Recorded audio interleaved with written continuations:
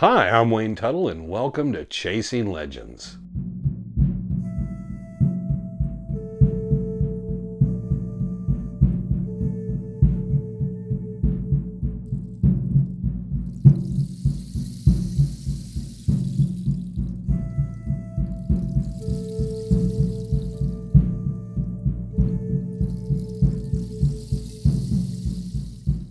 Welcome back to Chasing Legends. I'm Wayne Tuttle, your host once again. Please hit the subscribe button, hit the notification bell, leave a comment, check out the website, www.legendsofsuperstitionmountains.com. We'll get right into today's story. It's been a long 4 days. If you joined the live, you'll know where I was and what I was doing, and I put in a long day today. It's Sunday, and we're doing this late. Under the fancy lights because I had to work so late every day. But we're not going to fail you. We've not missed a Monday, so we're going to get this video done and uploaded. This goes back, and at the end I'll give an explanation and how this will go into the next week's video. But this is probably 90 to 92. I'm not going to say the names, and you'll understand as the story goes why the names are being left out. There are people that probably might not have, a couple people might not have a problem with their name being used in it.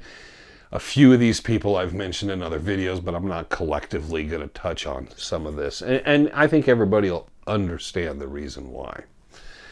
So we're at that time period, and there's several people that are going to go up into the mountains that I've kind of been out in the mountains with separately, individually.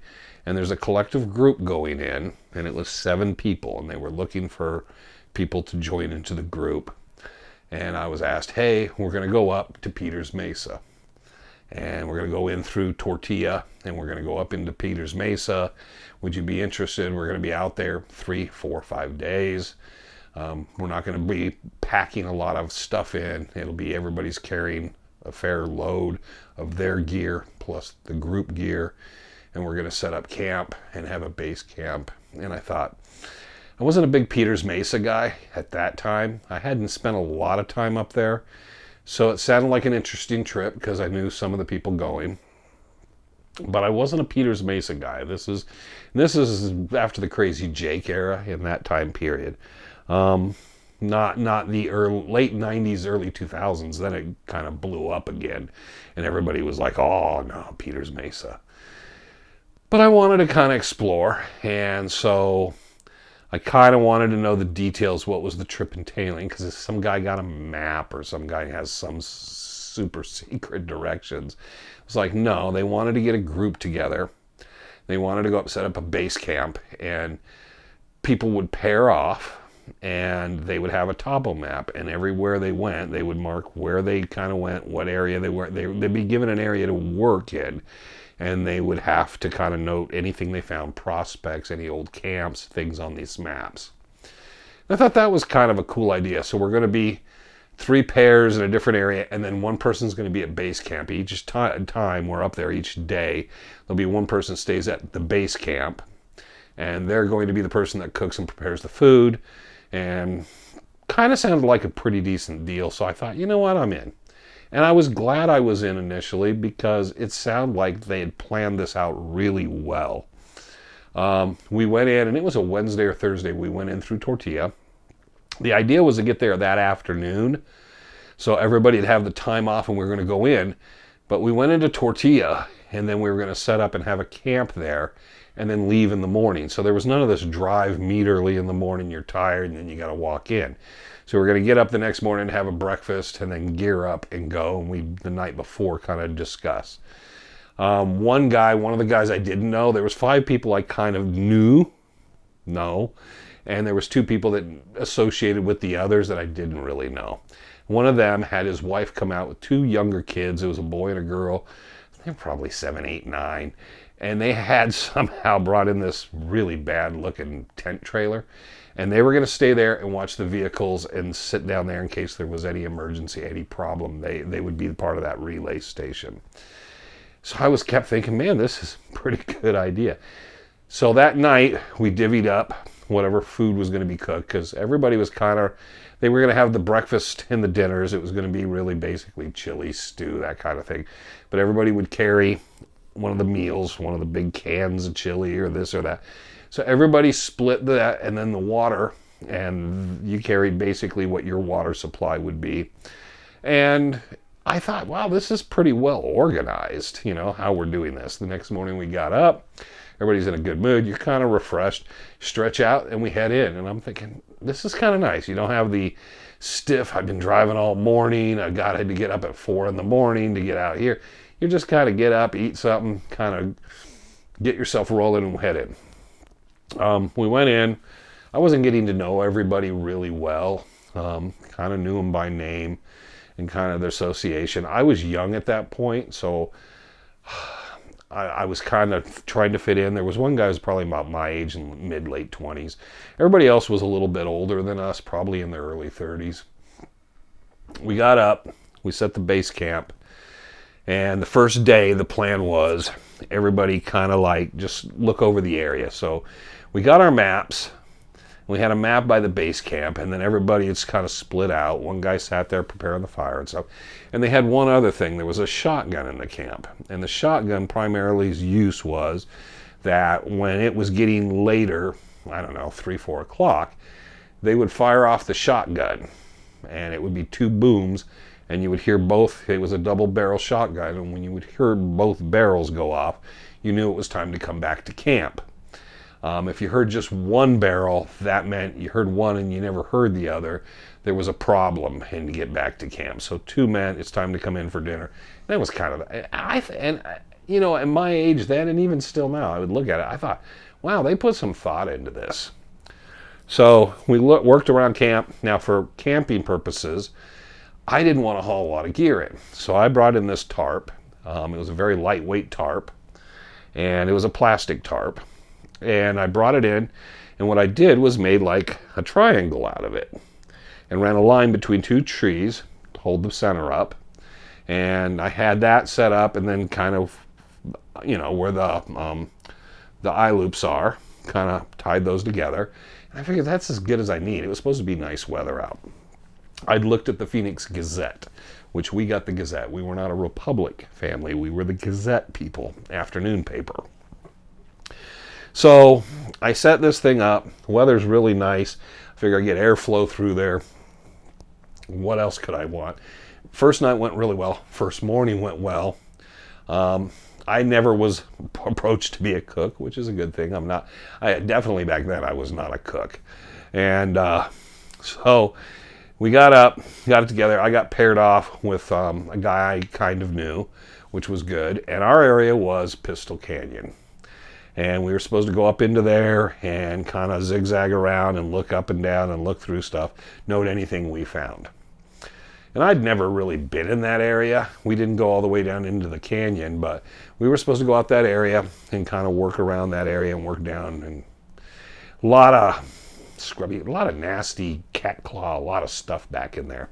I hope the fires burned it out, because I remember it as there wasn't a lot you could do back in there. It was pretty thick.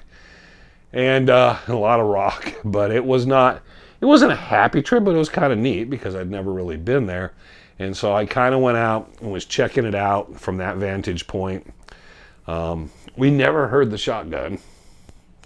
So we just suddenly watched the sun and then realized we probably should start heading back. We headed back. I think we mentioned, they said, no, we fired it, but we explained we didn't hear it at all, which you would have thought we would have heard it from up there. Maybe we were over and talking or something. So we got into camp, dinner, everybody's in a good mood. Everybody's going to, a little bit of a campfire and a little bit of breeze, but it's nice out. It was cool, but it was nice. Went to sleep, and that night some cloud cover came in, and it didn't drizzle, it sprinkled. So I could hear it, and it was really relaxing because it's that plastic tarp. I'm hearing the noises, and I'm just laying there, and there's a little bit of a breeze coming through, and it's cool, but the sleeping bag was warm, so I was really, really comfortable. Slept really good. Woke up the next morning. We have breakfast. It was Never really did a drizzle, but it was always a sprinkle off and on. But the wind started to pick up. And if you've been up on places like Bluff Springs Mountain, Peters Mesa, when it's breezy, it does swirls where it's coming one way and then it comes a different way. And it's gusts and then nothing, you know. And it was kind of annoying, but it's like, okay, so that day I was with someone else that I knew kind of vaguely. And we were going north of that area, or no, more east of that area where we'd been. And so, all right, we'll get our gear. We went out. And the whole day, it was the wind, and then there would be that misty rain, you know, just kind of fine mist stuff. And then it would sprinkle for a while. And it was just kind of cool, and it was kind of nice, but at the same time, you kept waiting for it, and the clouds were coming in lower, and it never did really pour on us, but it was like, man, this is, you know, it's not great. Now, we didn't take pictures. Somebody probably had a camera, but we were marking on this map, and we're trying to keep the map dry. So we did that day we did hear the shotgun, and we started heading back. It could have been the clouds and stuff and the noise, but we heard it really well. And we started heading back. We got back, and when we got back, they kind of were a little late, but because of the cloud cover, it got darker quicker. And I remember when we were getting in, we almost walked around the camp, and then we realized, oh, they're over there, because when you're cooking with coals. So the lights were way down, so we almost walked around the camp. The next group that was coming in behind us, which I think was the last group, actually ended up going past the camp and then had to find their way back, and were about an hour behind us because of that. They actually walked away and then started wandering around until they finally started yelling, and then someone heard them yelling and started yelling, and they were able to work their way back over, and we built the fire up by that point. So they're in a little bit of a kind of miffed mood, but there was still some dinner. The sprinkling was happening. Now it was more sprinkling. It wasn't just some drops here and there. It was becoming a little bit more sprinkling. I had a poncho, so I took my poncho, and on one end where I kind of felt like might be where my head would be, and I kind of draped it over and kind of made sure it was kind of secured so I wouldn't have water on my head and stuff, and water coming in on my face and stuff. And you got to understand, that was an easy makeshift tent, and it was very, very light. No poles, no stakes, really. It was very, very easy to make. Just put rocks in the corner. So I went to lay down that night, and I started thinking, it's kind of starting to get cooler. And that night it was cold. About probably midnight, 1 a.m., and I'm guessing. But I kind of slept for a bit, woke up, and the breeze was going. And then a little bit of rain would happen. And it rained, but not for very long. But then the breeze would kick, and the air just got cold. And it was damp, so I wasn't wet, but it's damp, so and I started thinking, you know, we've been out for a couple days. Tomorrow's day 3. Maybe I'm just going to head back to Tortilla and get out of here, because I'm not feeling it right now. And there was just something about it. I just wasn't feeling it. So I got up the next morning, and of course, young me was trying to find a way to tell someone, I think I'm just going to grab my stuff and head out. And, you know, I don't know a couple of these guys, and a couple of them I don't know really well. So I'm trying to figure out a way to say, hey, I'm leaving. And, you know, I wanted to say it before I started taking my stuff down. So I'd rolled up my sleeping bag, got everything together with my pack, and just it was the rope and the tarp. But everything else I had packed up. And I was around the side of this configured tent I had, and I heard like a pop and a pop. And I was like, what the hell's that? And I kind of went around the corner, and I noticed everybody was kind of like, is somebody shooting at the camp? And then we heard the guy who was that day's cook yelling, you shot me, and you going off. And we're like, who shot who, you know? Well, there were 2 guys. One guy was very heavy set, and he was in charge of the campfire and the camp and the cook and the breakfast that morning. He had been trying to build up the fire, and then this other guy, who was much skinnier, was upset because he didn't want him using as much wood because he says it's going to be damp out. We don't have a lot of wood. You're going to burn up our wood, and we're not going to have enough wood to cook dinner with or stay warm with later. It's just you in the camp. Figure it out. And the two of them been arguing, and the claim is, while the guy was over working on the fire and cooking breakfast, the other guy claimed his revolver, a .22 with shorts, had accidentally went off. At the time, you're kind of like, what were you doing with it? And this, you guys are arguing, and then you shot him in the butt. You shot him in the big, fat butt cheek. And we're all kind of like, are you okay? And the guy's like, it burns, and and he can't sit, and he's standing there, and he's just mad as hell. And the other guy's trying to defend himself, but of course you're thinking about it more and more. Why were there two shots? Because you had to cock it, pull the trigger, cock it, pull the trigger. Now, he only shot him the one time, so maybe he missed the first. I don't know. So now everybody's like, well, we got to get out of here. So kind of saved by the bell, because I'm thinking, oh, I can pack up my stuff. So I said, my stuff will be easy to pack up. I can run down and have someone. Do we need to have him air evac'd out? Do we need to have someone down there, the sheriff's department or someone down there? Because of this, he needs to go to a hospital. And then everybody got really concerned and said, no. We don't want anyone getting law enforcement involved because it was a gunshot wound in a hospital. You can't go there. And the guy that put this thing together came out with it, said, my cousin is a vet. It was kind of like that moment. Seemed like a good idea, maybe. Guy just got shot in the butt. He's got a .22 round in his butt. And do you think, I don't know. This did not sound like a good idea. Because you're wondering, how far did that bullet penetrate? And is it in some muscle? Did it hit some bone? What's going on? It's a .22, but .22s can also fragment if they hit something. So we're all kind of concerned, like, can you walk? And I can walk. And so they're like, we'll get him down. You guys grab this stuff. One of the other guys grabbed that guy's pack. They weren't going to ask him to bring his pack. So he grabbed his pack. I grabbed something from a couple other guys' stuff because they were going to help him down. Not carry him, but he was way too big. He had to be 6'1" and probably close to 300 pounds, so nobody was carrying him. But they were going to get him to hobble, and then the two of us would haul as much of the gear and stuff we could down to the base camp. We got there and let them know that he was coming, and then have everything kind of set. And then when they got him there, they were going to get him in a vehicle and transport him out. We got down there and we let the one guy's wife know, hey, so-and-so got shot in the butt and we're coming, we were putting our gear away and stuff. They weren't more than an hour behind us. They actually made really good time. I thought, man, they're going to be 3, 4, 5 hours behind us. This guy's going to be stopping. But they managed it out. He had those, what do you call them? Dungarees, whatever. And there was blood all over the butt side. They put stuff in there and put some antiseptic in there and stuff and tried to do whatever they could. But there was blood all over his backside.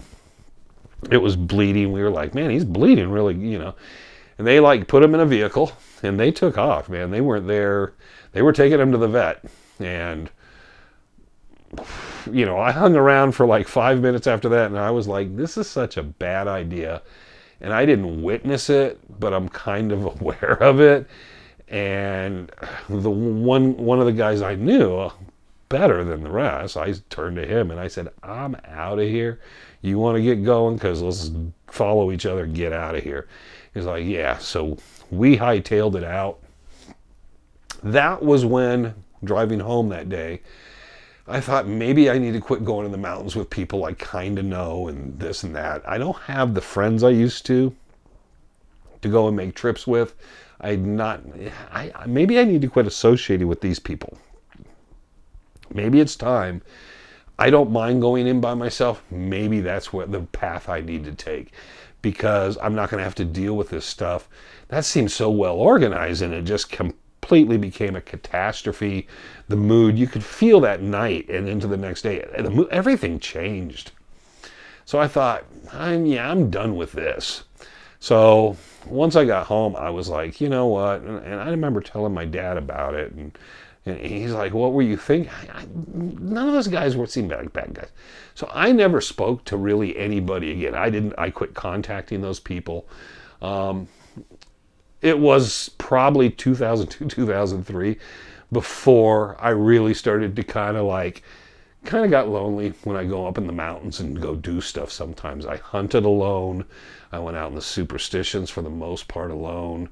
I just didn't spend that time with anybody else in the mountains, which was good for me because it gave me a completely different experience, a different perspective. Now, epilogue.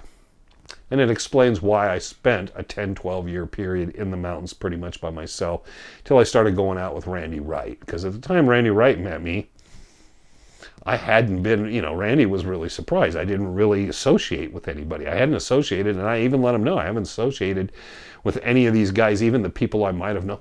I haven't associated with any of them for a long time. I'm at a grocery store one day, and I look over, and this is probably 5, 6 years afterwards, and I'm picking up some things, and I look over, and I see one of the guys I was on the trip with that I actually kind of knew. And it wasn't the guy that I followed out. It was one of the other guy. And I'm like, hey, what's up?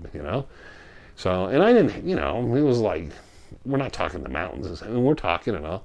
And he's like, hey, did you ever, whatever, what happened to you after that? And I said, I just kind of felt that whole thing changed my perspective on going out there with people and groups of people. I kind of had a different, I changed, and I said I just didn't feel the same about it.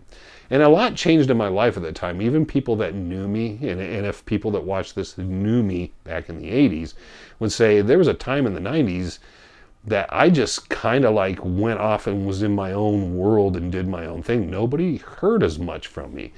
And they might see me for a while, and then I kind of changed, evolved, or whatever I did, transformed.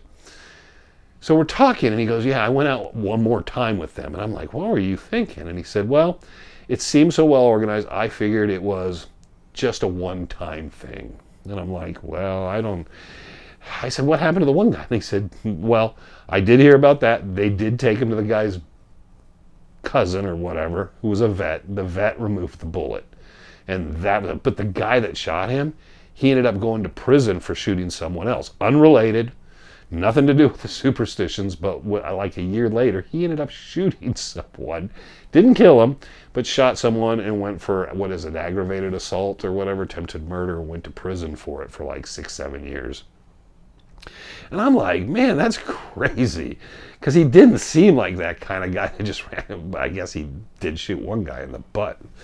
So then he goes, the guy that led the whole thing, he said, because he went out with them again, and he said the second time was even worse. Nobody got shot. But he said it was just a miserable experience. It was like something bad in the air the whole time. He said we tried to literally replicate and do the same thing we did last time. It was with a different group of people. But he said it just didn't go well. And I'm like, wow. And he said, in fact, the guy that had put it together, that guy ended up getting in an argument with his neighbor about a year back from when we're talking. And he said they had an altercation. That guy, his neighbor, shot him with a shotgun and killed him.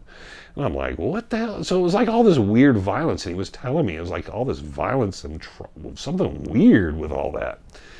But that I didn't know till then. But it reinforced my thing of, when I go out in the mountains, it's just me.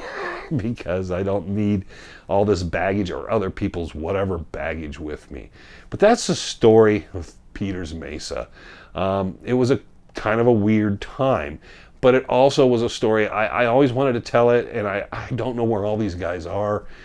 And because there was a few other things associated with people involved in it, as far as other things, I don't want to say a lot about it because, and definitely their names, because I didn't realize there was one or two guys that seemed to be fine. The one guy I spoke to at the grocery store seemed fine.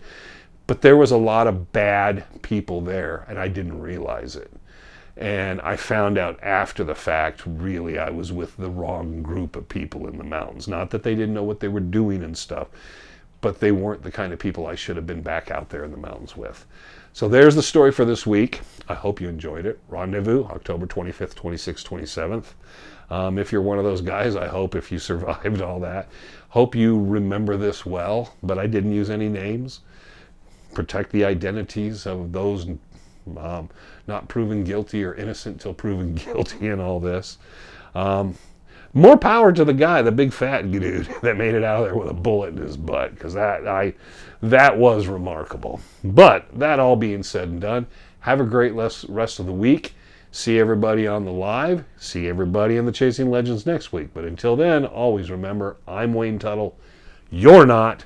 And this was Chasing Legends.